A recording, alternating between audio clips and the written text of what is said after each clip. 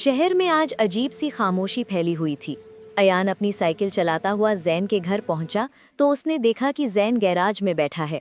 उसके इर्द गिर्द तार बिखरे हुए थे, पुराने गैजेट्स जमीन पर पड़े थे और एक रेडियो नुमा डिवाइस मुसलसल हल्की हल्की आवाजें निकाल रही थी। अयान ने हैरत से पूछा, भाई आज क्या नया तजुर्बा चल रहा है? जैन ने बगैर सर उठाए जवाब दिया, शहर के बीचों बीच एक अजीब सी फ्रीक्वेंसी चल रही है। कोई ना कोई सिग्नल भेज रहा है, लेकिन इसका ताल्लुक किसी भी मारूफ डिवाइस से नहीं मिल रहा।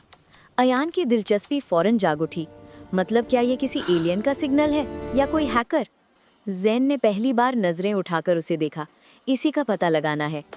इतने में डिवाइस जोर से बीप बीप करने लगी। स्क्रीन पर एक पेचीदा सा पैटर्न उभरा, जैसे कोई मॉरिस कोड हो, मगर बहुत तेज और गैर इंसानी। यान ने चौंक कर कहा, ये तो किसी पैगाम जैसा लग रहा है। जैन फौरन डिवाइस समेटकर खड़ा हुआ। हम अभी इसी वक्त इस सिग्नल के सोर्स तक जा रहे हैं। दोनों घर से निकल पड़े। सिग्नल ट्रैकर उन्हें शहर के उस हिस्से तक ले गया जिसे ओल्ड टेक डिस्ट्रिक्ट कहा जाता था, जहां 20 साल पुरानी फैक्ट्रियां, टूटी मशीनें और वीरान लेबोरेटरियां मौजूद थीं। वो जगह सुनसान थी। हवा में गड़ तैर रही थी, दरवाजे जंगालूद थे, सड़क पर खामोशी रक्स कर रही थी। इयान ने दिल बड़ा करके कहा, यार भूत वाली फिजा लग रही है जरा सी। जैन ने ठंडी सांस ली। इयान, भूत नहीं होते, सिर्फ राज होते हैं।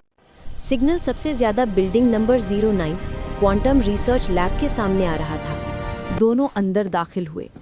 हर तरफ अंधेरा, टूटी स्क्रीनें, मकड़जाल और ममनुआ के स्टिकर्स लगे हुए थे। जैन ने ट्रैकर निकाला। सिग्नल बेसमेंट से आ रहा है। अयान ने घबराकर कहा, बेसमेंट?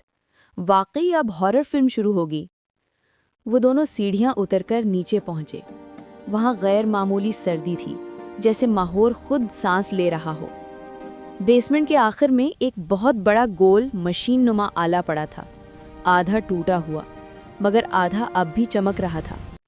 इसके गिर्द लहरें बन रही थीं, जैसे खला में झटके पड़ रही हों। अयान की आंखें फैल गईं। ये क्या चीज है? जैन ने हैरत से सर, ये शायद प्रोटोटाइप क्वांटम कम्युनिकेटर है। यहाँ रिसर्च बंद हुई थी, मगर मशीन अब भी फाल है। यहाँ तहकीक बंद हुई थी, मगर मशीन अब भी फ़आल है। अयान थोड़ा करीब हुआ। मशीन में सफ़ेद रोशनी लहरा रही थी, जैसे कोई शक्ल बनने की कोशिश कर रही हो। अचानक रोशनी के अंदर से टुकड़े टुकड़े साया नमूदार हुआ। ज़ेन, ये इंसान नहीं है। अयान घबराकर पीछे हटा। जैन, ये इंसान नहीं है।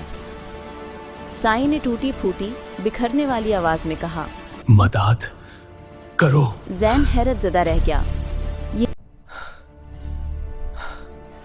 ये वो साइंटिस्ट हो सकता है जो इस प्रोजेक्ट पर काम। शायद हादसे में उसकी शऊर की तस्वीर इसी मशीन में फंस गई हो।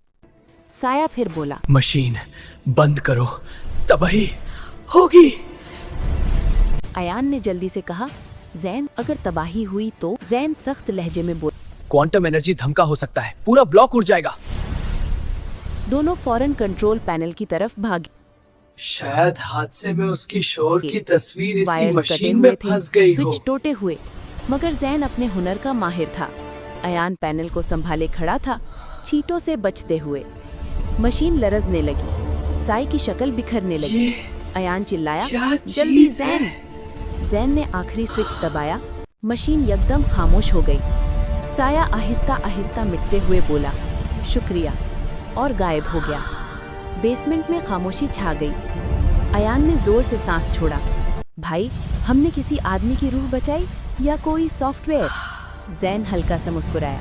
कुछ राज दुनिया के लिए नहीं, सिर्फ तहकीक करने वालों के लिए होते हैं। दोनों बाहर निकल आए। सुबह की रोशनी फैल रही थी। अयान ने कहकहा लगाया, अगली बार कोई खतरनाक सिग्नल आए ना, पहले मुझे बता देना। अयान, तुम ना होते तो ये मिशन नामुमकिन था। दोनों हंसते हुए दूर निकल गए। एक नई मुअम्मा उनका मुंतजिर थी।